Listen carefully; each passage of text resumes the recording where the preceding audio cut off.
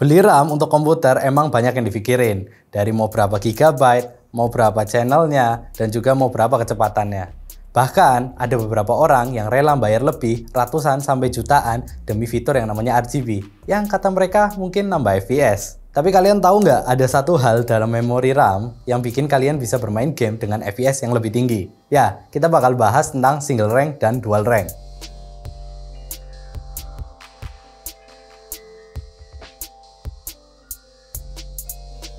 Sebenarnya, rank dalam RAM itu adalah seberapa banyak IC yang tertanam di dalam sebuah stick RAM.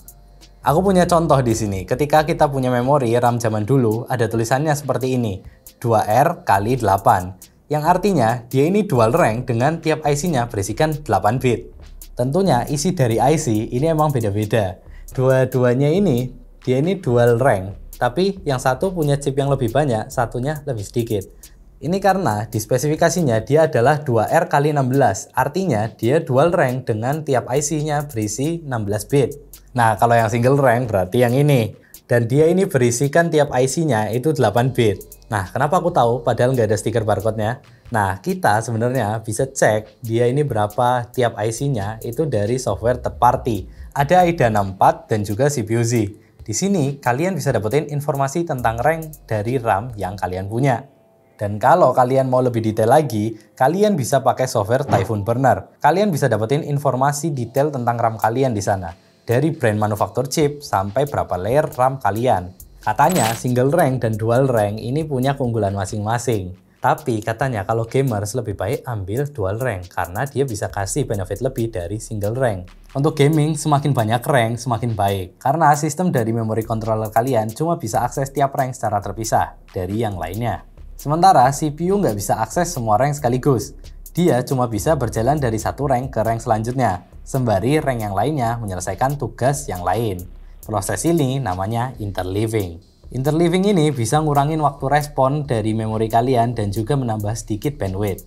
Tapi apakah teori ini akan beneran nambah FPS? Jawabannya adalah iya. Di CPU AMD, dia ini kan cukup memory bound. Dan juga kebetulan ada game-game yang memory bound. Yang mana artinya ada beberapa game yang akan terlihat perbedaannya ketika kamu pakai single rank dan dual rank. Tapi apakah benar dia ini nambah beberapa FPS dalam game? Untuk itu kita udah ngetes antara single rank dan dual rank. Nah, untuk testbed kalian bisa lihat di layar.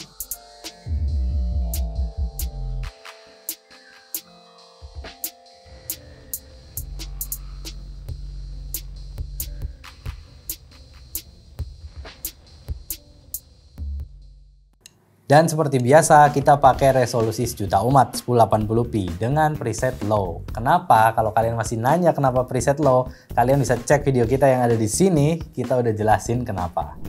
Oke, kita masuk ke hasil benchmark sintetis dulu di 3D Mark. Yang pertama ada wildlife. Hasilnya dual rank bisa ngunggulin single rank sekitar hampir 5% jauhnya. Tepatnya 4,79%. Lalu selanjutnya untuk 3D Mark Night Rate, dual rank masih 2,5% lebih kenceng dari single rank. Oke, kita ke benchmark gaming. Yang pertama ada Red Dead Redemption 2. Hasilnya secara average dan 1% low, dual rank dapetin masing-masing peningkatan sekitar 14,18% dan 10,88%. Lebih tinggi dari single rank.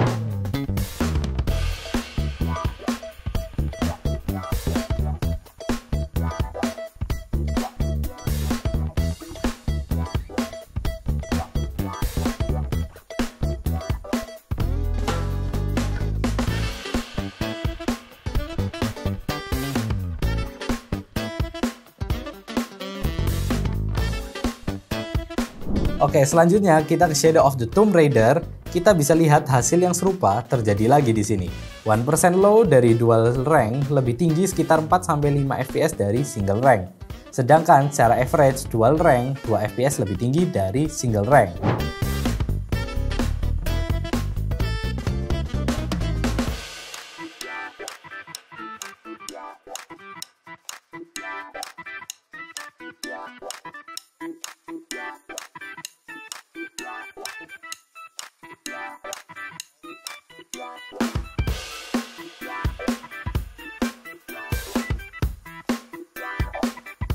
Game berikutnya ada Assassin's Creed Valhalla.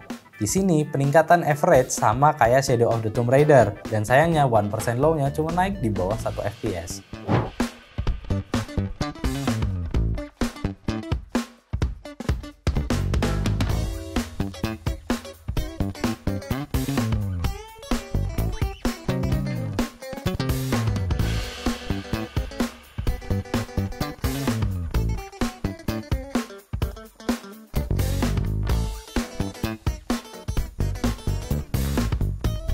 Oke, kita ke Cyberpunk 2077. Di sini hasil 1% low-nya sama kayak Assassin's Creed yang masih di bawah 1 fps peningkatannya.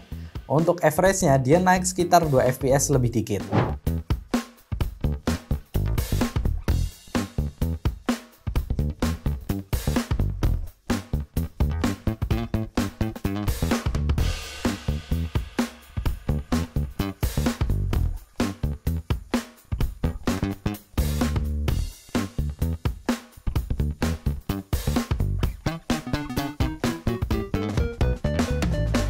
Selanjutnya ada Far Cry 6. Di sini untuk dual rank 1% low-nya dapetin 1 fps di atas single rank. Sedangkan untuk average fps-nya dia dapetin 2 fps di atas single rank.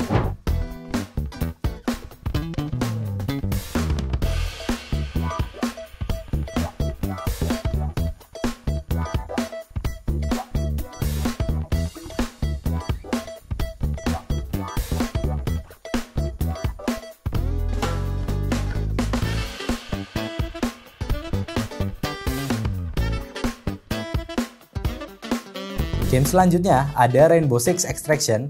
Untuk 1% low-nya hasilnya single rank masih 2 fps di bawah dual rank. Dan untuk average-nya single rank beda 1 fps di bawah dual rank juga.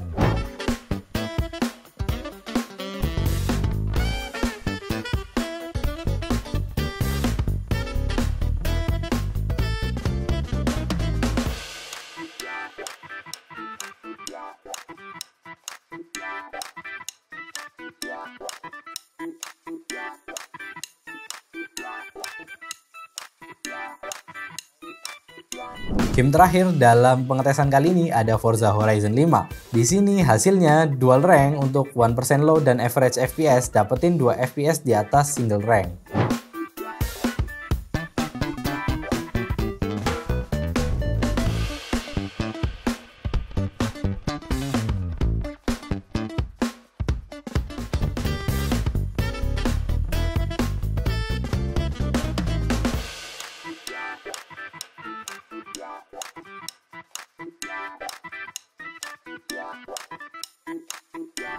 Nah, dari sini kita bisa tahu bahwasanya beneran loh, dia ini dual rank bisa bantu nambahin FPS dalam game.